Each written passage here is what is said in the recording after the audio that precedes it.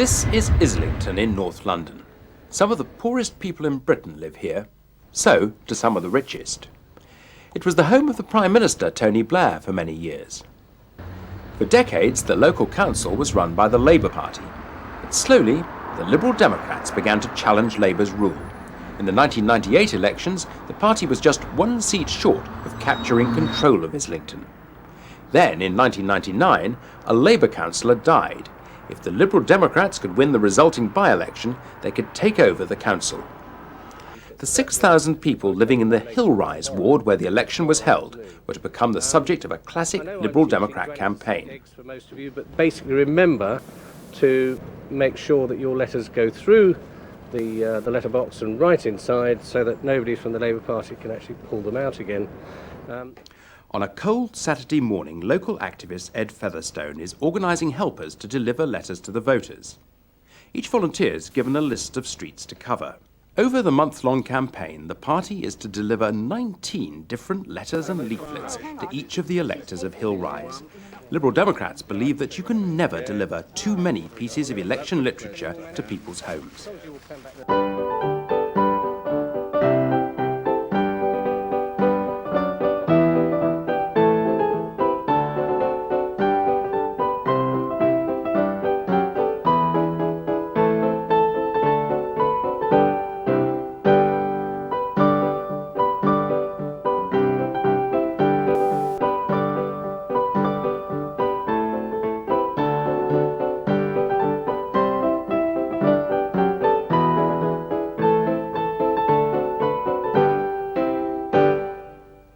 The thing is that people often will pick it up and it'll go straight into the bin, but if it's the third time they've picked up a leaflet, they might think, oh, what the heck's this about? And then actually sit down and read it or stand and read it. And advertising, for example, only works because you keep repeating the message, and it's exactly the same with a political message. You have to repeat it over and over again before it sinks in. The leaflet campaign began with a series of surveys asking residents what they thought about local issues like roads, schools and libraries. People warmed to politicians who asked them what they think, rather than simply come around and demand their support. A lot of our activity is to soften up the vote, as it were, make the Liberal Democrats relevant and expose the failings of the Labour Council. So we continued that with another leaflet, which was asking people what they would like the Liberal Democrats to do when they ran the council. The other key task for party members during the campaign was canvassing, knocking on voters' doors to seek their support. This was a particularly important role for the candidate himself, Paul Fox.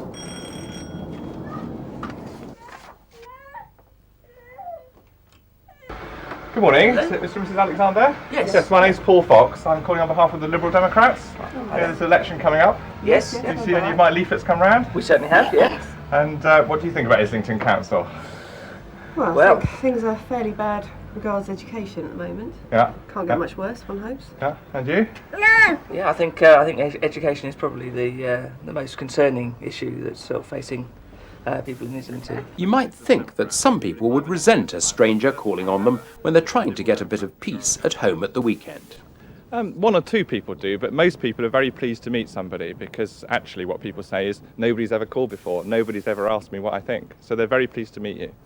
And what do you say to them? You don't say straight away, vote for me, do you?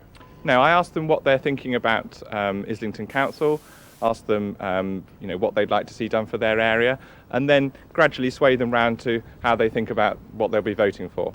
Voters who show interest in the Liberal Democrats are asked to put up posters.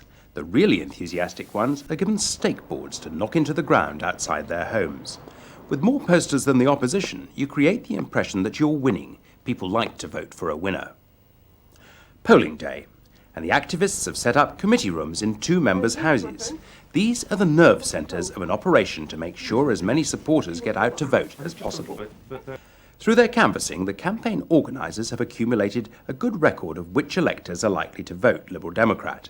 They've marked them up on lists of voters, and the task now is to send helpers round the area knocking on doors to make sure that the people who've promised their support actually remember to go to the polling station.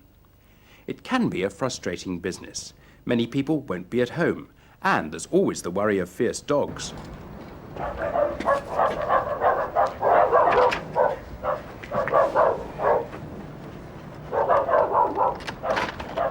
Hello there. Calling on behalf of the Lib Democrats, checking that to remind you that it's polling day today in the by-election. Yes, I've already been. My husband's going later. At the polling station itself, there's another important job for the activists. They have to work as tellers, asking people to give them their polling card number. Usually there are tellers from each of the parties outside every polling station. The main objective is simply to ensure that somebody has voted. We don't obviously know who they voted for, but we know that they have voted, which means we can check that against our records.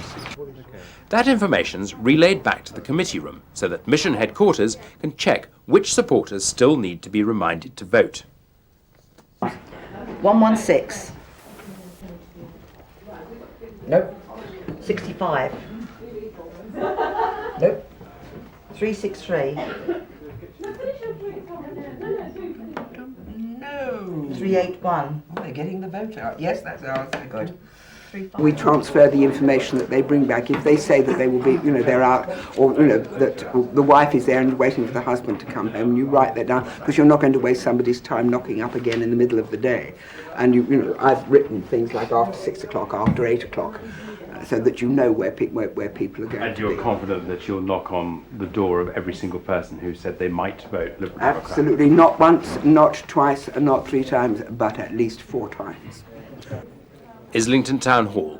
It's now just after 9 o'clock in the evening. The polls have closed. The count's just beginning. But the activists' work isn't over yet. There's one more important task to perform. A few members are allowed to go into the count as scrutineers, watching the counters to make sure they don't make any mistakes. This time, though, the result's decisive. A triumphant victory for the Liberal Democrats. Paul Jonathan Fox, Liberal Democrat, 1317. This was a local council result, but it had national significance. The Liberal Democrats had captured Tony Blair's heartland. Paul Fox owed his victory to a massive team effort, activists canvassing hundreds of houses, delivering thousands of leaflets, working to a clear, carefully thought-out plan. They had much to celebrate. Party leader Charles Kennedy made a late-night trip up from central London to congratulate the victor. Here's the man himself.